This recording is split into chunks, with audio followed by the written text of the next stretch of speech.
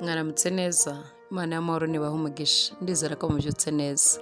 Imbabazi z'Imana nizo zituma umuseke udutambikira. Ni muri cya kiganiro cyacu buri gitondo hamwe na Yesu. Ahangaha tuba tubyutse dushima Imana, tuba tubyutse turi mu ijambo ry'Imana, kubera yuko ubuzima bwacu bufite aho bushingiye. Nta Mana nta buzima. Turabizi neza yuko kutiringira Imana no kutayikunda no kutabana nayo bisa no kutagira ubuzima muri iyi si. Nta Mana rero nta buzima.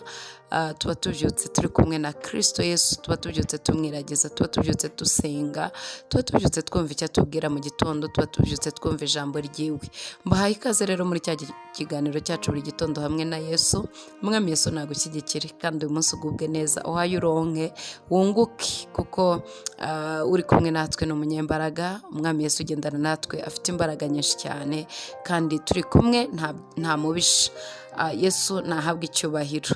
Tumaze iminsi rero twiga ijambo ry'Imana, ndatekereza yuko ryakugiriye umumaro kandi nanjye ringirira umumaro, numva cyane kuruta uko mwabitekereza. Iyo ndimo niga cyangwa nigisha ndumva cyane, kuko hari icyo ijambo ry'Imana rihindura ku buzima bwanjye.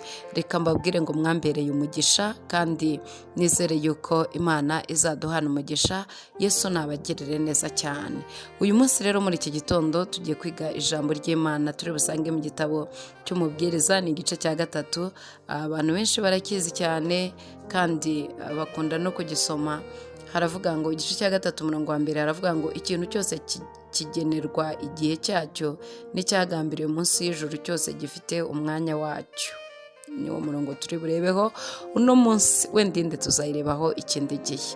Buri kintu cyose gifite igihe cyacyo, n'icyagambiriwe munsi y'ijuru cyagenewe umwanya wacyo. Imana ifite gahunda, Imana yacu ni nziza. Mu buzima bwacu busanzwe bwa buri munsi hari ibintu byinshi tugenda duhura nabyo kandi bikaduca intege. Uyu munsi izuba riba ryaka, ejo imvura ikaba igwa.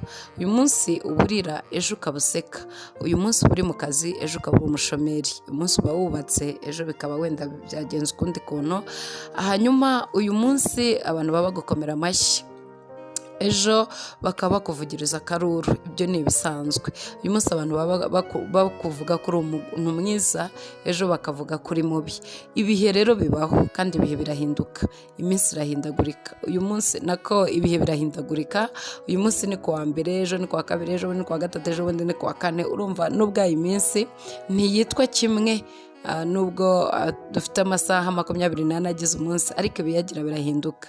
Yesu niwe wigeze abwira abantu, aravuga ati ntimukeganyire iby'ejo, burya n'abejo baziganyira iby'ejo. Buri munsi ni ikikwereka ngo buri munsi ufite gahunda yawo, ufite igihe ibintu byaho biwugenewe. Uyu munsi rero turareba ngo guhagarara neza mu gihe ni urufunguzo rw'ubuzima butsinda. Imana ishimwe cyane.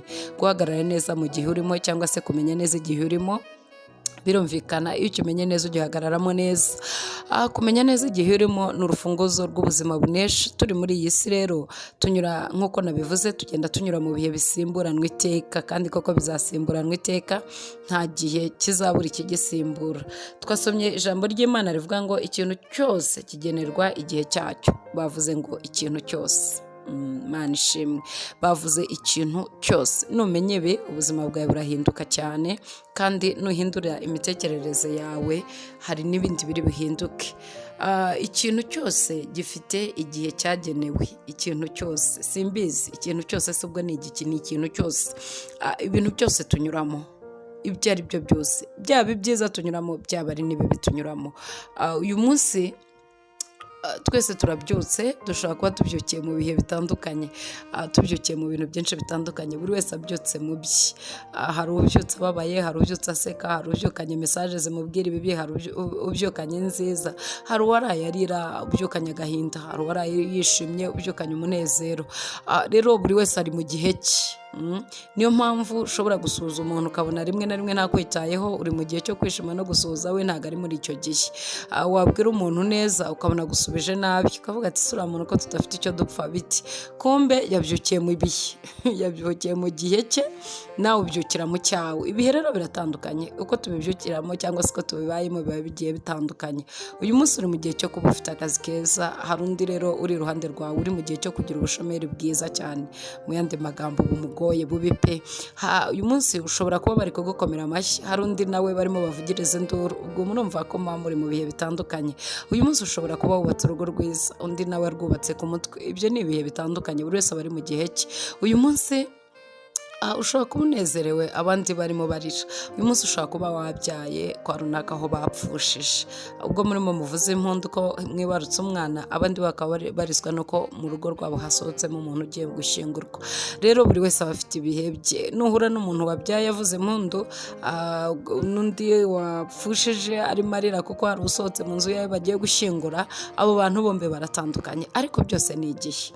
N'impamvu z'ibihe ni igihe. Ikintu cyose gifite igihe cyagenewe. Imana ishimwe cyane. Iki gitondo rero kubera iki mbyutse mbaganiriza ku bihe, ndagira ngo uhindure imitekerereze nuko wumvaga ibintu. Iyo ubasha kumenya no gusobanukirwa igihe urimo, nicyo cyonyine gishobora kuguha urufunguzo rwo gutsinda cyangwa kugira ubuzima bunesha. Reka tubanze kubyiza gusa. Numara kumenya neza yuko hari igihe cyo kugukomera amashyi cyangwa cyo kwicara ku ntebe nziza y'icyubahiro, ukamenya uko witwara iyo wubashywe cyane, cyangwa se iyo wageze mu bihe byawe byo gushyirwa hejuru, cyangwa se byo kubura umuntu udasanzwe, abantu babona bagakurira ishapo, cyangwa se bakureba bakavuga ati uyu ntasanzwe. Iyo umaze kubisobanukirwa, icyo gihe wiga kubyitwaramo, wiga kugenda wicishije bugufi, umutima wawe uciye bugufi, worohera abantu bose, ugendana n'aboroheje ndetse n'abakomeye, kandi ubahereza agaciro kabo bagomba. Ariko iyo utabisobanukiwe, ugira ngo rero ibihe byo kubahwa no gushyirwa hejuru bizahoraho. Icyo gihe ugenda ukandagira umuntu wese uhuye nawe mu nzira, mumvire mu nzira, ntago noroshye, ndakomeye. Ibyo rero bituma utitwara neza mu bihe. Ariko iyo umaze gusobanukirwa igihe cyawe, uravuga ngo iki ni igihe noneho cyo kubana n'abantu neza. Icyo ni kimwe. Ikindi cya kabiri, ushobora kuba uri mu bihe wenda biguha ubuzima bwiza. Reka tuvuge hano muri iyi si, ibihe biguhereza ubutunzi. Rero muri ubwo butunzi, iyo umaze gusobanukirwa ibihe, wiga kubwitwaramo neza, gufasha abakene, kwita ku batishoboye, gutabara imfubyi, abapfakazi, abadafite shinge na rugero, gusura bari muri gereza, kumenya abarwariye kwa muganga badafite ubagemurira, kumenya neza abadafite ama insurance y'ubuzima, n'ibindi byinshi bitandukanye. Ukavuga ngo ubu ni mu gihe, kuko murabizi neza yuko ubutunzi bujya bwitera amababa bukaguruka nk'inyoni.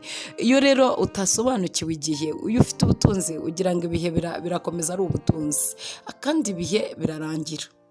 Igihe kirarangira, ikintu cyose cyagenewe igihe cyacyo. Kubera ko igihe gihinduka rero, n'icyo uri cyo kirahinduka.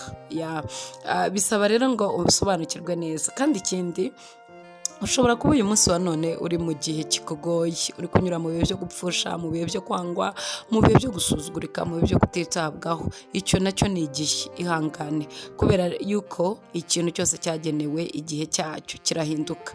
Ejo nimba wari urimo usuzugurika, wangwa, ejo bazaba bari kugukomera amashyi, ni igihe.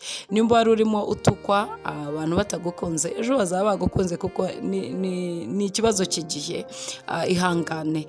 Rero dusomye ijambo rikomeye cyane, wenda turimo turegera n'umusozo, ejo tuzakomerezaho kuri iyi nyigisho.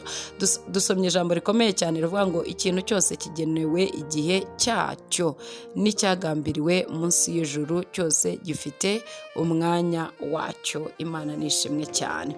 Aha ndabibutsa yuko nta kintu kidahinduka mu isi, uko Imana n'amasezerano yayo. Nta kintu kidahinduka mu isi. Ese ufite igiki kikugoye, cyangwa se icyo ubona kikunejeje? Nimba ufite ikikugoye, menya ko kizahinduka. Niba ufite n'ibikunejeje, menya ko nabyo bizahinduka. Ibidahinduka ntibibaho, uko Imana n'amasezerano. Amen. Imana nishimwe cyane. Ahangaha ushobora kugira ngo nguteye ubwoba, ntabwo nguteye ubwoba, cyangwa se ngo hayi courage, cyangwa se morali. Ntabwo ari morali, ni Bibiliya, niko ibihe bimeze. Ushobora kuba ufite ikintu cyiza wakunze cyane, wumva udashaka kurekura, ariko ni igihe muvandi, ni igihe, kuko nta kidahinduka. Icyo nacyo kirahinduka, icyo wumva witayeho cyane. Hanyuma ushobora kuba ufite ikindi kikubabaje cyane, wumva rwose cyakugoye, humura, icyo nacyo ni igihe. Nta kidahinduka, uko Imana n'amasezerano. Amen. Imana n'amasezerano byayo nibyo byonyine, Imana n'amasezerano yayo nibyo byonyine bidahinduka. Gusa ibyiringiro ni bimwe gusa. Ibihe ntago biguma bisa. Ibihe ntibiguma bisa. Uyu munsi izuba riraka, ejo imvura ikagwa. Ibihe ntago biguma ari kimwe. Hanyuma ibihe rero burya biri temporary. igihe cyose biri temporary, ntabwo bihoraho. Twabivuze ibihe, nimba ikintu cyose kigira igihe cyacyo, ndagira ngo umenyeshe ko igihe kidahoraho. Nimba igihe kidahoraho, na bya bintu bigengwa n'igihe nabyo ntibihoraho. Igihe kigiye nabyo biragenda. Sinzi nimba unyumvise neza. Igihe ntigihoraho, kirahindagurika.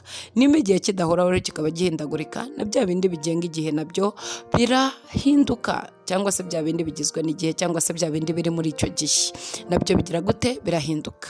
Reka rero nkubwire muri iki gitondo ngo hagarara neza mu gihe urimo, komera mu gihe urimo. Uri mu gihe cy'amahoro, gikomeremo kandi ukitwaremo neza. Uri mu gihe cy'umunezero, yitware neza muri uwo munezero wawe, ntugire ibyo uhutaza cyangwa ibyo wangiriza. Uri mu gihe cy'umubabaro, cyitwaremo neza, ntugire ibyo wangiriza kandi uhutaza. Uri mu gihe cy'amakuba, cyitwaremo neza, ntugire ibyo wangiriza. Ibyo byonyine ni rwo rufunguzo rukomeye rw'ubuzima bw'intsinzi muri iyi si. Nubasha kumenya igihe no kugisobanukirwa, ukamenya ko igihe gihinduka, ukamenya ko n'ibikirimo bihindukana nacyo, uzabasha kumenya neza yuko ubuzima uriho uyu munsi wa none ugomba kubwitwararika, ukabwitwaramo neza. Imana yacu nibaho umugisha. Reka mbifurize kugubwa neza uyu munsi. Ndabizi ko wabyukiye mu gihe. Igihe cyawe wabyukiyemo rero gihagararemo neza. Igihe ni temporary, igihe kirarangira, n'ibikirimo bikarangira. Ihangane. Wabyukiye mu bihe byiza, menya kubyitwaramo neza, kuko nabyo ni temporary, nabyo birarangira. Aho waba uri hose, reka nkwifurize ngo menya ibihe, ubyitwaremo neza, ni rwo rufunguzo rwo gutsinda. Reka tuzahura umunsi w'ejo tuganira nanone ku by'igihe n'imyitwarire yo mu gihe. Yesu nabaho umugisha. Imana nibagire neza, muhaye muronke. Shalom.